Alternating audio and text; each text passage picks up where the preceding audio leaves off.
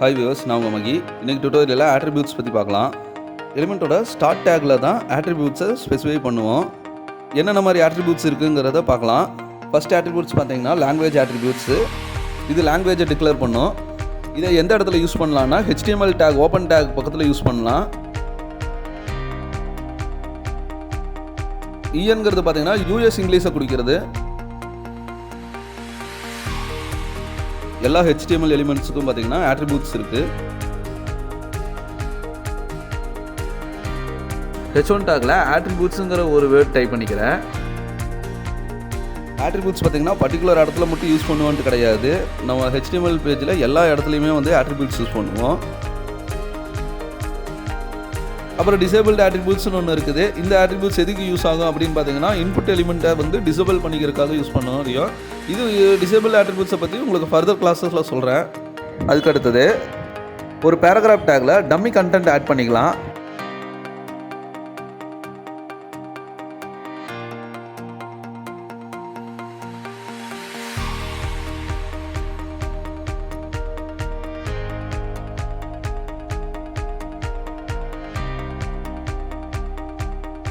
Paragraph லென்த்தாக இருக்கிறனால பிஆருங்கிற டேக் அப்ளை பண்ணிக்கிறேன்.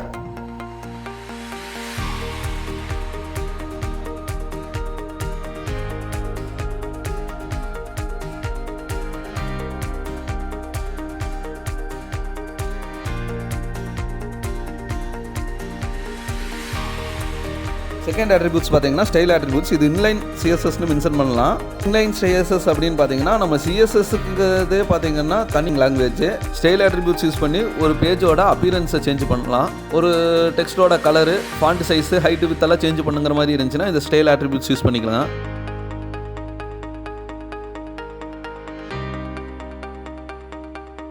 அடுத்த ஆட்ரிபியூட்ஸ் பார்த்தீங்கன்னா எஸ்ஆர்சி. இது எதுக்கு யூஸ் பண்ணுவோன்னு பார்த்தீங்கன்னா நம்ம வெப்சைட்டில் ஒரு இமேஜை டிஸ்பிளே பண்ணி காட்டணும்னா இந்த எஸ்ஆர்சி ஆட்ரிபியூட்ஸ் வச்சு தான் யூஸ் பண்ண முடியும். ஒரு இமேஜ் ஃபோல்டரில் ஒரு 2 இமேஜ் வச்சுருக்கேன். நம்ம ஜேபெக் இமேஜ் மட்டும்தான் யூஸ் பண்ண முடியுமான்னு கிடையாது. இந்த எஸ்ஆர்சி ஆட்ரிபியூட்ஸ் வச்சு PNG file, JPEG, icon file, இந்த மாதிரி எல்லா ஃபார்மேட்டும் யூஸ் பண்ணிக்கலாம்.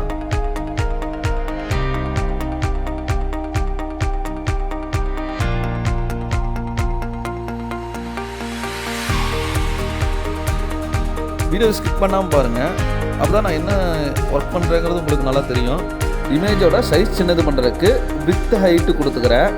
வித்து பார்த்தீங்கன்னா 500ன்னு மென்ஷன் பண்ணிக்கலாம். ஹைட்டு வந்து 350 கொடுக்குறேன். Title attributes. இந்த ஆட்ரிபியூட்ஸ் எதுக்கு யூஸ் ஆகுன்னு பார்த்தீங்கன்னா ஒரு எலிமெண்ட்டோட எக்ஸ்ட்ரா இன்ஃபர்மேஷனை கொடுக்கும். பாருங்கள், இந்த இமேஜில் டைட்டில் ஆட்ரிபியூட்ஸை வந்து நான் யூஸ் பண்ணுறேன்.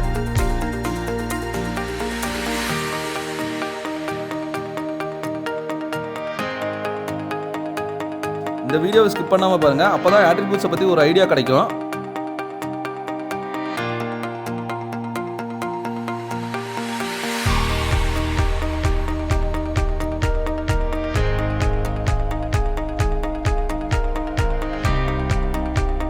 அடுத்த ஆட்ரிபியூட்ஸ் பார்த்தீங்கன்னா herf ஆட்ரிபியூட்ஸ். இந்த ஆட்ரிபியூட்ஸ் எதுக்கு யூஸ் ஆகும்னா நம்ம சைட்டில் லிங்க் பட்டன் யூஸ் பண்ணுற ஒரு ஆட்ரிபியூட்ஸ். ஏங்கிற ஒரு எலிமெண்ட் டேக்குள்ள இந்த herf ஆட்ரிபியூட்ஸ் வந்து யூஸ் பண்ணுறேன். ஏங்கிற எலிமெண்ட்டை பற்றி உங்களுக்கு ஃபர்தர் கிளாஸில் டீப்பாக சொல்கிறேன். இப்போ பார்த்தீங்கன்னா herf ஆட்ரிபியூட்ஸ் மட்டும் ஃபஸ்ட்டு பார்க்கலாம். இந்த herf ஆட்ரிபியூட்ஸ் பார்த்தீங்கன்னா நம்ம வெப் பேஜில் இருக்கிற ஒரு லிங்க் க்ரியேட் பண்ணுறதுக்காக யூஸ் பண்ணுவோம். இப்போ herf ஆட்ரிபியூட்ஸை ரன் பண்ணி பார்க்கலாம். herf ஆட்ரிபியூட்ஸை வச்சு ஒரு URL லிங்கை க்ரியேட் பண்ணிக்கலாம். இப்போ பாருங்கள், இந்த லிங்கை கிளிக் பண்ணும்போது அதே பேஜில் தான் வந்து ரன் ஆகுது. எனக்கு அடுத்த டேக்கில் ரன் ஆகணும் அப்படிங்கிற மாதிரி இருந்துச்சுன்னா அதுக்கு ஒரு சின்ன எலிமெண்ட் ஒன்று கொடுக்கலாம். அது பார்த்தீங்கன்னா டார்கெட் பிளாக்டுன்னு கொடுக்குறேன்.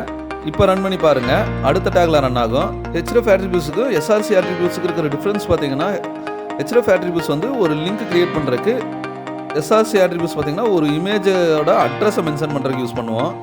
இந்த மாதிரி ஒவ்வொரு எலிமெண்ட்டுக்கும் பார்த்தீங்கன்னா நிறைய ஆட்ரிபியூட்ஸ் இருக்கும். அடுத்து பார்த்தீங்கன்னா ஐடி ஆட்ரிபியூட்ஸு. இது எலிமெண்ட்டோட யூனிக் ஐடியை குறிக்கும். மற்ற ஆட்ரிபியூட்ஸ் மாதிரி ஐடி ஆட்ரிபியூட்ஸ் கிடையாது. இது பார்த்தீங்கன்னா ஒரு யூனிக் ஐடிங்கிறதுனால எல்லாத்தையும் செக்ஷன் வைஸாக பிரிச்சுக்கலாம். இப்போ ஹெடர் செக்ஷன், பாடி செக்ஷன், HTML ஸ்ட்ரக்சர் இருக்கிற மாதிரி தான் நம்ம கிரியேட் பண்ணுற பேஜில் பார்த்தீங்கன்னா நேவிகேஷன் மெனுன்னு ஒன்று இருக்கும், அது ஒரு செக்ஷனாக கிரியேட் பண்ணுவோம். அந்த செக்ஷனுக்கும் ஹெட்டர் H1 H2 எல்லாம் யூஸ் பண்ணுவோம். அதுக்கு அடுத்தது கேலரிங்கிற ஒரு செக்ஷன் யூஸ் பண்ணுவோம். அதுலேயும் வந்து ஹெட்டர் 1 ஹெட்டர் 2 இருக்கும். இந்த 2 செக்ஷனுக்குமே வந்து கலர் சேஞ்ச் பண்ணும்போது அதில் ஒரு ஐடியை மென்ஷன் பண்ணுவோம். இதுதான் பார்த்தீங்கன்னா ஐடி டேகு. ஐடி டேகை பற்றி பார்த்தீங்கன்னா ஃபர்தர் கிளாஸஸில் டீப்பாக பார்க்கலாம்.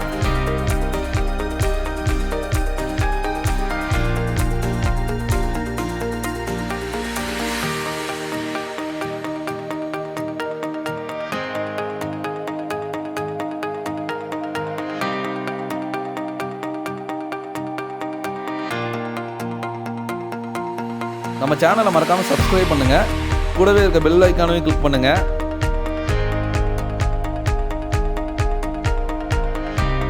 வாழ்க தமிழ்.